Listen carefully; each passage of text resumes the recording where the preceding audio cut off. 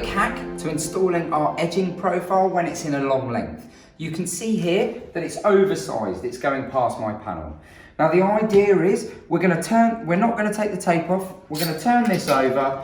Once it's installed and pushed down on top of the panel, we can then cut and trim the edge of the profile to suit. Now to install it, don't peel off your tape all the way along. Just take off a section of about 300-400 mil. Now what that's going to do is mean that you've got this tail of tape. Lay that on your panel.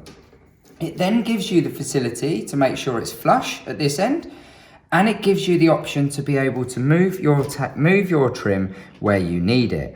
Now I'm pushing my trim this way so it's touching the top of the panel, and I've now got the flexibility to work with the rest of my trim without it being stuck in situ on the panel where I don't want it. And I can simply come to my panel and work along down my run, taking the tape off as I go, making sure it's exactly as I need.